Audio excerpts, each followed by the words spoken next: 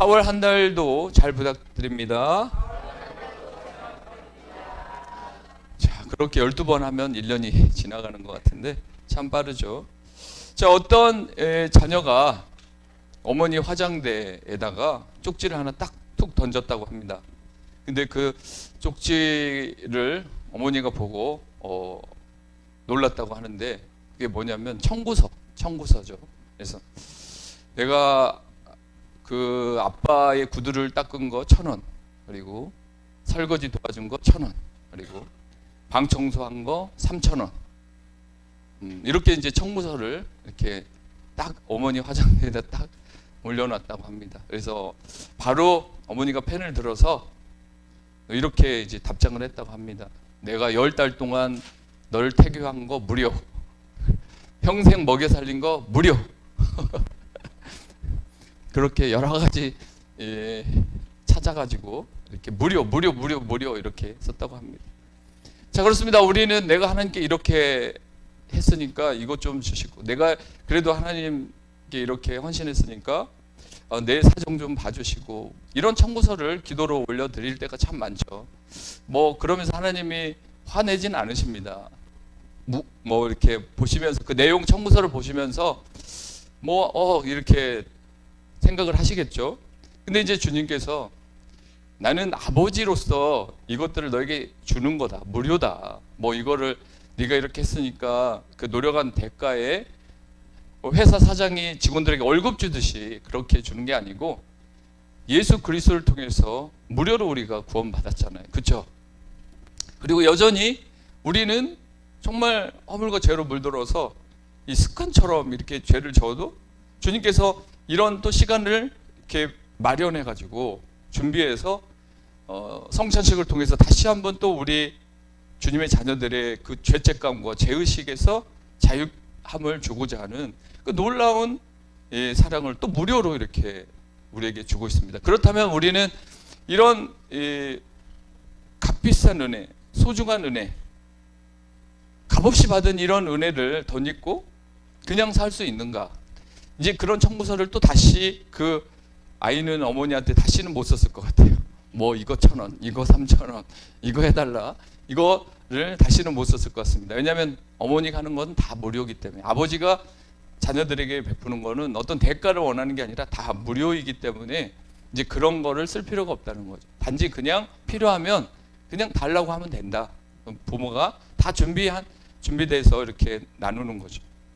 자, 이 고난 주간에 우리가 그런 하나님의 은혜, 불강력적인 은혜, 아가페적인 그 사랑 안에서 다시 한번 그분이 우리에게 이렇게 무료로 준 것들, 다 뭐 무료죠. 이것들에 대해서 감사하고, 그럼 나는 그 사랑을 받은 나는 하나님 앞에 어떤 태도와 자세로 나가야 될 것인가, 이 고난 주간에 깊이 묵상했으면 좋겠습니다. 우리가 지난주에도 함께 나눴던 말씀인데, 그 6절 말씀에 우리는 다 양 같아서 그릇 행하여 각기 제 길로 갔다라는 표현이 있어요. 자, 이사야 선지자는 예수님의 대속의 이유를 더욱 명확히 하고 있는데, 우리가 양과 같이 그릇 행하여 멋대로 다니며 온갖 잘못을 저질렀기 때문에 예수 그리스도가 속건제물이 되셨다, 화목제물이 되셨다라고 이렇게 표현합니다. 여기에서 그릇 행하다는 그 표현은 잘못된 방향으로 계속 걷는 것이고, 또 그 길에서 오랫동안 방황하는 그 삶을 사는 것을 잘못 그릇 행하여라고 말하고 있습니다. 자, 그렇습니다. 분명 우리가 그릇 행하여 갔는데 하나님은 그릇 행하여 간 사람에게 책임을 물어야 되는데, 그 책임을 죄가 없으신 예수 그리스도, 세상 죄를 지고 가는 그 예수 그리스도에게 다 전가시켜 버렸어요. 다 전가시키고 예수님이 죄인이 돼버린 것입니다. 여러분, 구약의 그 백성들이 죄를 지면은 그 죄사함을 받기 위해서 소를 가져오고 양을 가져오고 염소를 가져옵니다. 그러면 그 제사장 앞에서 그 염소와 양 위에 그 제물을 가지고 온 사람이 손을 얹습니다. 손을 얹어서 이 손이 그 양에 닿는 순간 내 죄가 양에게 다 전가되는 거예요. 양이 이제 내 죄를 다 받아요. 그래서 양이 대신 죽어서 각을 떠서 태워질 때 나는 안도하는 거죠. 그 사람은 안도하고 내 제사를 하나님 받아주셨고 내 죄가 사함받았다라고 그렇게 확인할 수 있었습니다. 근데 여러분 우리가 알아야 될 것은 그 양을 대제사장이 잡는 게 아닙니다. 본인이 잡는 거예요. 본인이 그 양을 제물로 가져왔습니다. 거기에다가 자기 죄를 다 전가시켰어요. 그 다음에 각을 뜨고 그 양을 죽이고 막 그런 시간들을 보면서 그 피가 튀기고 비참한 그 현장 아시잖아요. 그렇죠? 어렸을 때 저도 돼지 잡는데 많이 구경 가봤고, 그런 모습을 이렇게 보면 막 지저분하고 막 피 비린내가 납니다. 거기에. 자, 그런 가운데서 우리가 동물에게 모든 죄를 전가하고 자기는 자유하다. 그러면서 죄라는 것이 이렇게 고통스러운 것이고 죄라는 것이 이렇게 아픔을 초래하는구나를 현장에서 직접 실물 교육으로 구약시대에는 배웠습니다. 자, 우리도 지금은 소를 잡고 양을 잡고 그러지 않습니다. 그러나 여러분 안에 스스로 여러분들이 생각할 때 내가 그 죄를 짓고 방황할 때, 그릇 행하여 갈 때 예수님이 아파하신다는 것을 알아야 됩니다. 자식이 부모 뜻대로 살지 않을 때 부모는 그 뒤에서 많이 울고 있어요. 기도를 하나님께 아뢰기도 하지만 엉엉 옵니다. 하나님 우리 아들을, 우리 딸을 하나님 정말 잘 믿는 신앙의 삶을 살게 해달라고. 그릇 세상으로 향하여 가지 않고 나쁜 친구들 만나지 않고 세상에 물들지 않도록 하나님 도와달라고 뒤에서 막 울면서 기도를 하게 되죠. 자, 칼빈은 그런 얘기를 했습니다. 지옥이 없다고 해도 나는 죄를 멀리 할 것이다. 우리는 지옥 갈까봐, 혹시 내가 정말 하나님께 버림받을까봐 두려워하는 마음에 죄를 멀리하는 경우도 있죠. 그러나 칼빈은 그렇게 생각하지 않고 자기가 죄를 짓지 않는 이유는 하나님 마음 아프게 하기 싫어서, 그분 마음 아프게 하는 것이 너무 괴로워서, 지옥에 가기 때문에 죄를 짓지 않겠다라는 그런 결심이 아니라 하나님 마음 아프게 하는 그 삶을 살고 싶지 않아서 자기는 죄와 멀어지기 위해 노력했다. 그런 얘기를 하는데, 이제 여러분도 성숙했잖아요. 그렇죠? 여러분이 하나님 마음을 헤아리고 있고 하나님의 그 사랑스러운 그 성품과 사랑스러운 그 정서, 하나님의 우리를 향하신 계획들을 여러분은 이제 간파하고 있습니다. 그렇기 때문에 충분히 여러분이 이 죄라는 거 두려워서 걸릴까봐 뭐 이런 개념이 아니라 그분을 사랑함으로써 그분이 원하는 일을 하고 그분이 원치 않는 것을 삼가하겠다라는 스스로의 그런 비정한 결단이 주어질 줄 믿습니다. 곤욕을 당하며 괴로울 때도 주님은 입을 열지 않았어요. 그래서 우리가 오늘부터 고난주간 7일 동안 함께 회복을 위한 기도를 하는데, 여러분 반드시 이번 일주일, 이 일주일이 잘 되면 이제 한 달이 잘 되면 여러분의 평생에 아주 좋은 습관이 들어질 텐데, 저는 이 말씀을 묵상하면서 많이 회개했습니다. 그리고 멍청한 놈 하면서 저를 자책했던 게 뭐냐면, 자, 예수님이 정말 죄가 하나도 없어요. 변론하면 다 이길 수 있어. 하나님 앞에 세우면 대제사장이든 총독 빌라도든 사내들인 공회원들, 그런 취조와 신문에 예수님은 전부 다 피해갈 수도 있고 완벽히 변론할 수 있어요. 막 침뱉으면서 말해보라고 하고, 갈대로 얼굴 때리면서 말해보라고, 네가 메시아냐 하고 조롱하면서 막 이렇게 해도 입을 열지 않았거든요.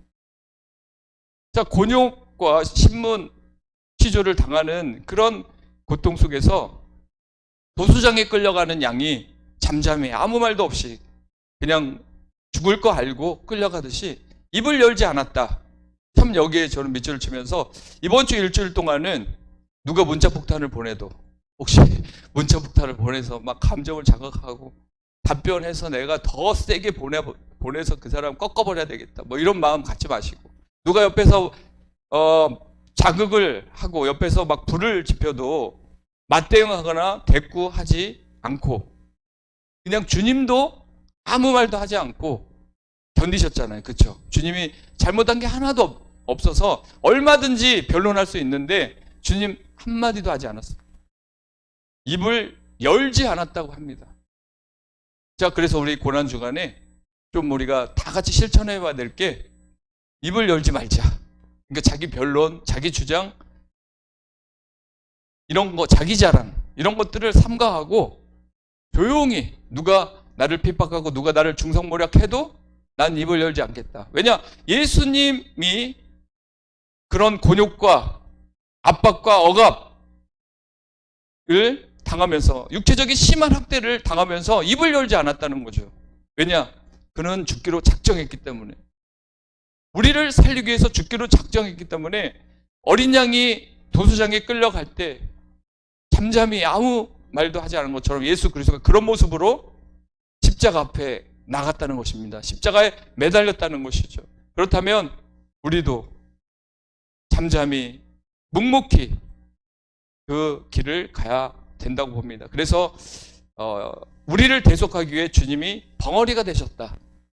우리를 대속하기 위해서 주님이 할 말이 있지만 많은 천군 천사들을 끌어올 수 있는 힘이 있지만 벙어리가 되셨다. 그 순간 마찬가지로 우리는 이 고난주간을 맞이해서 우리의 입을 열지 말자. 우리 자랑을 늘어놓지 말자. 우리의 불만을 토하지 말자.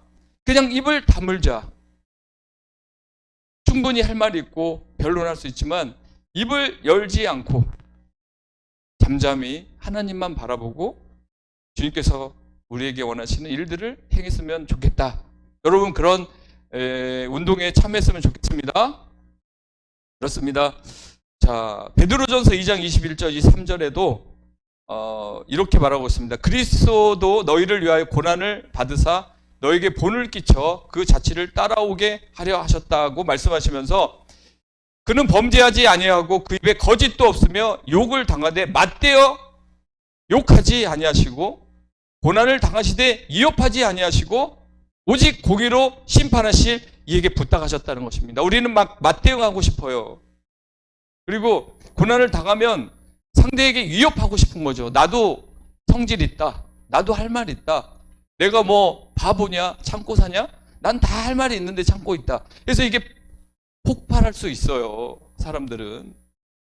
이제 그게 폭발하면 정말 후유증이 큽니다. 그렇죠? 수리탄이 안 터질 때는 괜찮지만 수리탄이 터지면 파편이 튀겨서 많이 다치게 돼 있는 것처럼 우리가 특히 이 고난주간을 맞이해서는 예수님도 입을 열지 않은 것처럼 우리도 아까 말했죠. 문자폭탄을 받던가 뭐 누가 이렇게 중상모략한 그런 얘기를 하던가 뒷담화를 해서 그게 들려오던가 자 그런 일이 있더라도 내 의견과 다른 의견이 막 쏟아진다고 해도 입을 열지 말자라고 여러분이 생각하고 이 모든 것은 주님께 맡기자.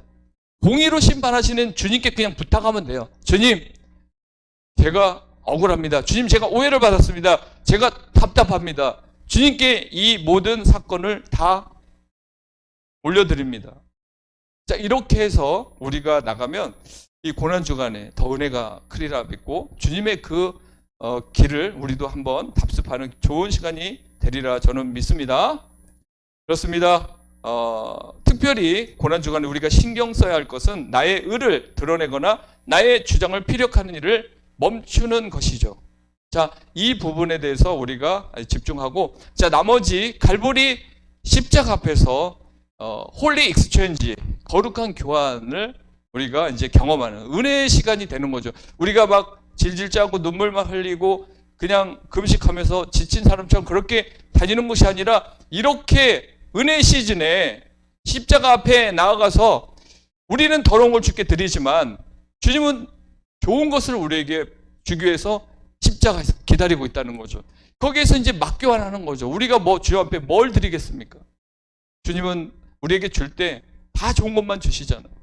그래서 그 십자가 성결의 꽃으로 우투던 십자가 앞으로 다 나오라고 주님이 소집령을 내린 겁니다. 특히 이 고난주간 시즌에는 그 누구도 열애 없이 다 나와야 된다. 왜냐하면 주님이 예비하신 은혜가 있거든요. 그래서 여러분 그 은혜에 나가기로 합니다. 자 이제 사진을 우리가 함께 보면서 예수님이 십자가에 이렇게 매달린 이 사진을 우리가 보면서 오늘 본문에 나온 내용들을 좀 더 구체적으로 살펴보겠습니다. 자, 예수님의 십자가에 이 매달린 이 모습, 현장에서 요한은 보았습니다. 그리고 여인들은 직접 보았습니다. 예수님의 고통을 직접 앞에서 체험한 거죠. 누구한테 들은 게 아니라 그냥 그 현장에서 직접 봤어요. 현장에서 예수 그리스도를 봅니다. 2000년이 지난 우리는 예수님 그 갈보리 현장을 볼 수는 없지만 우리가 믿음 안에서 영으로 그 십자가 앞에 나갔다고 생각하고, 여러분이 그 현장에 지금 십자가 앞에 현장에 있다고 생각하고 예수님을 똑바로 바라보면 우리의 죄가 먼저 보인다는 것이죠. 그가 찔리면 우리의 허물이요 그가 상함은 우리의 죄악으로 인합니다. 마땅히 형벌을 받아야 될 우리의 죄가 보이기 시작합니다. 내 죄가 아니면 예수님 여기 매달릴 이유가 없고, 내 죄가 아니면 이렇게 피를 흘릴 필요가 없고, 내가 죄인이 아닌데 주님이 퍼포먼스 하는 게 아니라고 확신된다면, 야, 이 고난주간에 십자가 현장으로 나가서 주님 십자가를 바라볼 때 결국 죄인에 대한 인식이 확실히 온다는 거죠. 자, 이런 부분이 8절에 있습니다. 아까 우리 8절 한번 읽었는데 다시 8절 읽어보겠습니다. 시작. 그는 곤욕과 신문을 당하고 끌려갔으나 그 세대 중에 누가 생각하기를 그가 살아있는 자들의 땅에서 끊어지면 마땅히 형벌을 받을 내 백성의 허물 때문이라 하였으리요. 자, 우리 때문인데 누가 그렇게 생각을 했겠냐고. 그냥 예수님이 죄를 져서 인광보의 그 자리에 있을 뿐이지 우리 죄 때문은 아니다 라고 생각했다는 거죠. 아닙니다. 우리 죄 때문입니다. 두 번째, 십자가를 똑바로 바라보면, 현장에서 우리가 십자가를 똑바로 보면 그리스도의 사랑이 보이죠. 그리스도의 사랑. 오늘 본문에 속건제가 나옵니다. 속건제. 이 속건제로 드려진 제사입니다. 예전에 구약에는 동물이 그렇게 속건제 제물이 되었는데 예수 그리스도가 세상 죄를 지고 간 어린 양이 되어서 속건 제물이 된 것입니다. 10절 우리 다 같이 읽어보겠습니다. 10절 시작. 여호와께서 그에게 상함을 받게 하시기를 원하사 질고를 당하게 하셨은즉 그 영혼을 속건 제물로 드리게 이르면 그 씨를 보게 되며 그의 날은 길 것이요 또 그의 손으로 여호와께서 기뻐하시는 뜻을 성취하리로다. 자, 속건제물은 죄에 대한 배상이 담긴 제사이거든요. 뭔가 훔쳤다 그러면 그거를 배상해 줘야 돼. 우리가 죄를 졌다 그러면 당연히 죄 형벌을 받아야 되죠. 그 우리가 받을 형벌을 예수 그리스도가 대신 받으신 겁니다. 우리가 법을 위반하여 유죄 판결을 받았어요. 왜냐하면 허물과 죄로 죽었다라고, 아예 죽었다라고 선포했거든. 그러나 주님은 그 모든 형벌에 대한 배상을 스스로 담당하셨습니다. 자, 바로 이게 그리스도의 사랑인 것이죠. 우리가 무엇이 간데 이렇게 우리를 사랑하시고 속건제가 되셔서 우리가 배상해야 될 것들, 우리가 물어내고 우리가 책임져야 되고 우리가 심지어는 죽을 수밖에 없는 그런 죄를 지은 존재들인데 예수 그리스도가 배상해 준 거예요. 속건제물이 되어 주셨다는 거예요. 그래서 십자가를 똑바로 보면 이 사랑이 보입니다. 그래서 사도 요한은 처음에는 보아니게라는 별명을 가져서 정말 혈기가 많은 사람이었고, 번개라는 별명이면 천둥 같은 사람인데 얼마나 혈기가 있고 또 얼마나 욕심이 많았냐면 예수님 십자가 얘기할 때 내가 국무총리 정도는 될 수 있을까요, 주님? 나를 그런 자리에 올려주면 안 돼요? 이런 거 제안한 사람 중에 하나예요. 그런 사람과 거리가 먼 사도 요한이 현장에서 예수 그리스도를 똑바로 바라보면서 예수 그리스도의 속건제물 대신, 화목제물 대신 그 사랑을 확인하고 그가 요한 1, 2, 3, 4의 사랑으로 도배해버린 거예요. 쭉 계속 성경을 읽어보세요. 사랑밖에 안 나옵니다. 자, 우리는 그냥 사랑할 수 없어요. 뭐 받아야 사랑도 한다고 하지만 그것도 맞지만 예수 그리스도의 사랑을 알아야만 사랑할 수 있는 거죠. 왜냐하면 사랑의 원자탄이기도 하지만 사랑의 원천이기 때문에 예수 그리스도 십자가가 사랑이라는 단어의 원천인 거죠. 그리고 십자가를 똑바로 보면 이 사명이 보입니다. 사명. 우리 11절 한번 보겠습니다. 11절 다 같이 시작. 그가 자기 영혼에 수고한 것을 보고 만족하게 여길 것이라. 나의 의로운 종이 자기 지식으로 많은 사람을 의롭게 하며 또 그의 죄악들을 친히 담당하리로다. 10절 끝부분에 보면 그의 손으로 여호와께서 기뻐하시는 뜻을 성취하리로다. 자, 예수 그리스도는 세상 죄를 지고 간 어린 양이 돼서 그가 헌신함으로 많은 사람을 의롭게 했습니다. 그가 죽음으로 우리를 의롭다 칭해 주셨어요. 그리고 그는 하나님의 기뻐하시는 뜻을 성취했다 그랬습니다. 이 십자가에서 성취한 거예요. 사명을 완수하는 장면이거든요. 그래서 예수 그리스도의 십자가 현장을 똑바로 보면 우리의 사명이 보이기 시작하는 거죠. 이제 나는 어떻게 살아야 되지? 죄인에서 의인이 됐어. 그럼 나는 어떻게 살아야 될까? 나는 무엇을 해야 될까? 하나님께 받은 이 사랑 계속 묵상하다 보면 그러면 나의 사명이 보여야 되는 거예요. 사명이 없는 사람, 인생의 목적이 없는 사람, 하나님 영광을 위해서 살 계획이 전혀 없는 사람은 이 십자가를 전혀 모르는 사람이나 다름없다고 봅니다.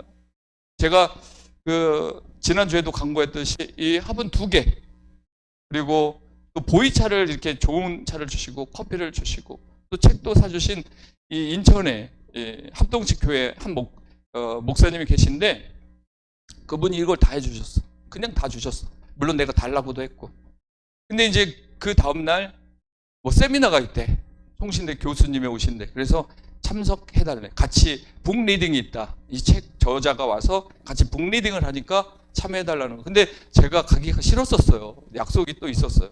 근데 뭐예요? 사람이 받은 게 있으니까 어떻게 해요? 거절을 못 하겠는 거야. 아니 이렇게 많이 받았는데 거절을 못 하겠어요. 갔어요. 가서 많은 유익한 것을 배우고 좋은 시간을 가졌습니다. 제가 이제 그러면서 생각을 했어요. 야, 받은 게 있으면 사람이 거절을 못 하는구나. 받은 게 있으면 거절한다는 것은 정말 나쁜 사람이나 할 수 있는 행동인데, 자, 이런 것 가지고도 내가 시간이 없지만 그 시간을 만들어서라도 그 자리에 갈 수밖에 없는데, 미안해서라도 빚진 자니까, 빚진 사람이 어떻게 그렇게 그 사람 나한테 이렇게 많이 베풀었는데 난 못 가요. 입 딱 씻고. 다 그렇게 이기적일 수 있을까? 안 되더라고요, 이게. 여러분도 안 될 거예요. 그렇죠? 여러분이 너무 선하신 분들이라 누구한테 사랑을 많이 받았는데 그건 그거고 딱 잘라버린 사람이 있다면 그 사람은 정말 우주인이 아닐까 그렇게 생각이 드는데, 그러면서 그 생각을 했어요. 우리가 주님께서 너무 많은 걸 받았는데 주님께서 이제 가서 제자 삼으라, 땅끝까지 이런 그리스도의 증인되라, 지켜 행하게 하라, 그리고 한 영혼에게 냉수 한 그릇이라도 즐거이 섬기는 삶을 살아라. 자, 이렇게 말씀으로 우리에게 사명을 주셨어요. 나를 위해서 목숨까지 바친 분이, 그리고 여전히 나를 위해서 의식주 문제를 해결하고 나의 모든 삶의 미래를 다 책임지시는 그분이 우리에게 뭔가를 요구했을 때, 그건 못하죠. 제가 받은 건 받을 수 있어요. 주님이 뭐 내 죄도 사했다 그러고 뭐 자녀들도 이렇게 축복하시고 이런 건 다 아는데, 주님 그것까지는 제가 못하겠습니다. 이건 말이 안 된다는 거죠. 우리의 사명은 무엇이냐? 바로 주님께서 우리에게 말씀하신 이 말씀을 따라서 주님의 뜻을 우리가 수용해야 됩니다. 수용하고 즐거이 순종해야 돼요. 그래서 말씀을 삶의 기준으로 삼고 살아가야 되고, 그분의 음성을 듣고 진리의 길을 따라 우리가 걸어가는 것이 주님께서 우리에게 십자가에서 보여준 진정한 사명의 길이 아닌가 생각합니다. 마지막으로 12절을 우리 읽어볼게요. 12절 시작. 그러므로 내가 그에게 존귀한 자와 함께 몫을 받게 하여 강한 자와 함께 탈취한 것을 나누게 하리니, 이는 그가 자기의 영혼을 버려 사망에 이르게 하며 범죄자 중에 하나도 헤아림을 받음이니라. 그러나 그가 많은 사람을 죄를 담당하며 범죄자를 위하여 기도하였느니라.